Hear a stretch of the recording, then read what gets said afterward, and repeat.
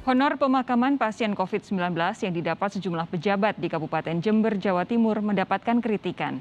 Apakah sudah sesuai dengan regulasi yang berlaku? Kita akan bahas dengan Ketua DPRD Jember, Itkon Syauki, serta Pelaksana Tugas Direktur Eksekutif KPPOD, Herman N. Suparman. Pak Itkon, selamat malam.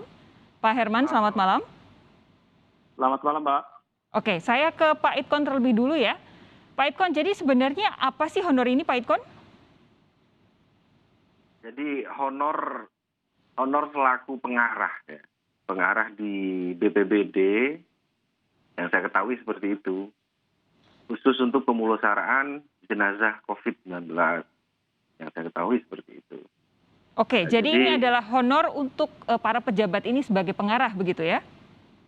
Ada maksudnya yang bupati ya, bupati itu sebagai pengarah di situ. Oke. Ya, kemudian Pak Sekda sebagai apa gitu, wakil ketua apa gitu, saya lupa. Kemudian kepala BPBD-nya ada juga, salah satu kabitnya juga ada. Pengarah untuk pemakaman itu ngapain, Pak Itkon? Saya tidak terlibat di dalamnya. Itu ya kami kan selaku legislatif ya, lembaga legislatif justru kaget gitu. Oke. Kita kan mengawasi eksekutif, itu di eksekutif. Tapi sejauh ini tanggapan dari DPRD apa, Pak Itkon? Terus terang DPRD ya cukup prihatin. Artinya kan saat ini dalam masa pandemi ini kan sulit ya untuk memisahkan hal yang sifatnya legal formal murni dengan soal etika kepemimpinan gitu loh. Jadi dalam masa pandemi yang menuntut seluruh warga khususnya Jember ini saling prihatin satu sama lain, gotong royong satu sama lain, justru kok mencuat isu soal pemberian honor kepada 4 orang pejabat ini. Ini saya terus terang cukup prihatin. Oke. Terlepas itu legal atau enggaknya ya. Nah, itu dia. Saya mengutip pernyataan Anda, ini dikutip dari detik.com, kata Ketua DPRD Jember adalah bahwa sebenarnya itu legal dan sah. Dalam satuan kegiatan di Pemkab, Bupati ini kan sebagai pengarah. Dalam posisi itu pengarah ini memang mendapatkan honor. Ini Anda dikutip di detik.com, Pak Itkon. Ya sah karena Bupati sebelumnya pun juga dapat honor dari kegiatan-kegiatan yang dilakukan oleh OPD atau oleh dinas-dinas. Setiap kali dinas mengadakan satu kegiatan, bupati di situ biasanya sebagai pengarah atau pembina gitu, atau penanggung jawab. Nah itu selalu dapat honor dan itu sah. Saya bilang sah karena itu selalu lolos dari uji petik Badan Pemeriksa Keuangan. Artinya secara legal formal sebetulnya tidak ada masalah. Cuma saat ini karena kondisi pandemi, sisi kemanusiaan kita yang harus dikedepankan sekarang gitu loh.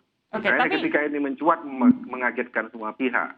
Tapi secara regulasi berarti ada aturannya yang mengatur soal ini ya Pak ya? Ada.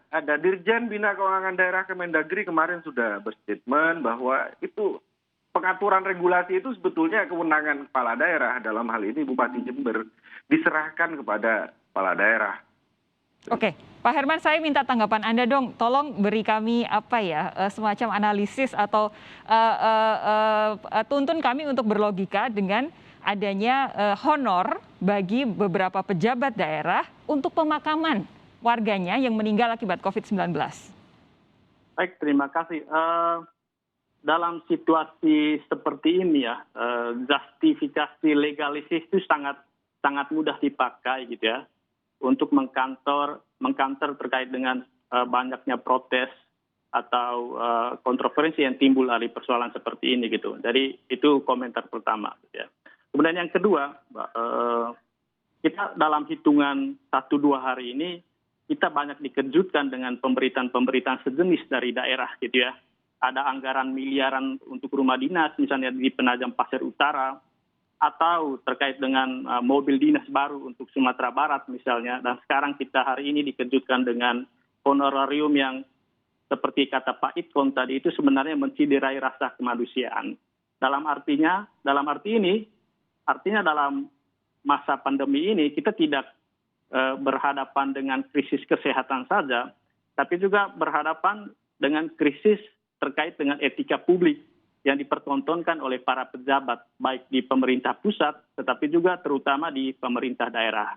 Nah, berkaitan dengan alasan yang disampaikan oleh Pak Ketua DPRD tadi, saya kira kalau kita merujuk ke beberapa peraturan, gitu ya, baik itu Permendagri nomor 4 tahun 2020 tentang pengelolaan penyusunan APBD, atau terkait dengan PP 12 tahun 2019 terkait pengelolaan keuangan daerah, atau yang lebih khusus lagi PMK yang terkait dengan honorarium itu 119 ya tahun 2021, memang hal-hal ini sudah diatur gitu Mbak. Namun perlu diperhatikan adalah dalam asas penyelenggaraan pemerintahan sebagaimana diamanatkan dalam Undang-Undang Pemda atau dalam asas-asas penyelenggaraan pengelolaan keuangan daerah harus diperhatikan terkait dengan prinsip kepatutan, gitu ya, prinsip proporsionalitas, gitu ya, prinsip akuntabilitas. Jadi saya kira meskipun kita coba berlindung di balik justifikasi yang sangat legalistis, tapi ini mencederai prinsip-prinsip tadi soal kepatutan, kepantasan, akuntabilitas, soal proporsionalitas gitu. Oke. Nah, ini yang kita lihat bahwa memang yang kita harapkan sebenarnya dalam konteks otonomi gitu ya, para pejabat di daerah, baik itu kepala daerah maupun anggota DPRD seperti Pak Idkon ya, punya rasa kedekatan dengan persoalan yang dihadapi. Nah, kalau kita merujuk lagi ke 2020 ya Pak Idkon, ada rapor merah terkait dengan pengelolaan atau penanganan pandemi di Kabupaten Jember gitu ya.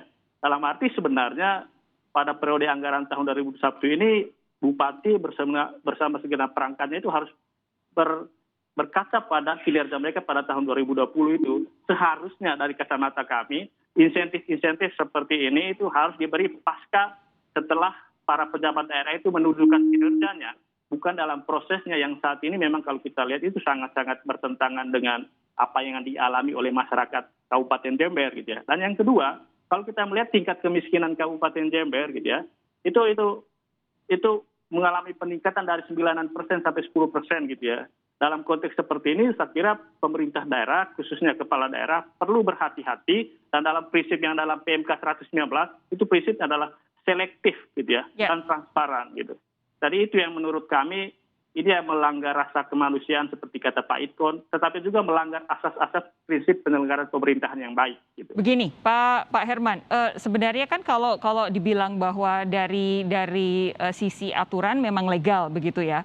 Tadi juga sudah disampaikan kepada Pak Idkon, memang disampaikan oleh Pak Idkon, memang semua hal yang judul acaranya adalah kegiatan apapun itu pasti akan ada dananya dan sebagai pengarah, sebagai ketua itu ada honorariumnya. Nah, kalau kemudian ini pemakaman para korban meninggal COVID-19 ini dianggap sebagai sebuah program begitu atau sebagai sebuah kegiatan, ada yang salah tidak dengan dasar-dasar yang digunakan sebagai landasan untuk keluarnya honor ini? Baik, kalau merujuk ke PMK yang terkait dengan honorarium atau yang dari Permendagri nomor 4 tahun 2020 itu memang bisa disesuaikan dengan peraturan itu gitu ya. Artinya penyelenggara pemerintah di daerah bisa menjadikan sebuah aktivitas atau sebuah fenomena atau gejala atau persoalan di masyarakat itu untuk dicari justifikasinya di pendasaran hukumnya gitu. Namun perlu diperhatikan seperti yang saya sampaikan tadi, kami melihat ini sudah melanggar asas kepantasan, kepatutan gitu ya. Bagaimana mungkin kita berhadapan dengan persoalan yang real, betul-betul meningkatkan pengangguran, kemudian meningkatkan kemiskinan, punya banyak masyarakat yang sengsara gitu ya. Dalam situasi justru pemerintah daerah menganggarkan atau membuat suatu kebijakan yang justru dalam tanda kutip memperkaya diri sendiri gitu. Oke. Kalau kemudian tadi kita dengar bersama dalam berita pengantar, Pak Bupati menyatakan bahwa itu nantinya akan diserahkan ke kas daerah, apakah Pak Herman masih tetap akan memberikan kritikan yang pedas? Toh uangnya sudah akan diserahkan ke kas daerah. Tindakan atau solusi yang disampaikan oleh Pak Bupati kan itu kan dibuat setelah masyarakat bersuara gitu ya, atau problem ini terbuka di publik gitu ya. Apa kabar kalau misalnya seandainya dalam 1-2 hari ini kejadian seperti ini tidak dimuat di publik atau di media massa gitu ya. Namun menurut kami ya, ini menjadi salah satu catatan juga untuk Kemendagri sebenarnya gitu ya. Jangan sampai hal ini tidak saja terjadi di Kabupaten Jember gitu ya, tetapi juga di daerah-daerah lain gitu. Sehingga menurut kami di sini kita perlu satu sistem yang bisa mendeteksi perilaku-perilaku yang bisa melanggar asas kepatutan atau kepantasan seperti ini gitu. Oke, lebih lanjut soal ini sekaligus pertanyaan untuk Pak Idkon, apakah segenap jajaran Bupati akan dipanggil oleh DPRD misalkan, akan dijawab oleh para narasumber saya sesaat lagi. Anda tetap bersama kami, Sapa Indonesia Malam segera kembali.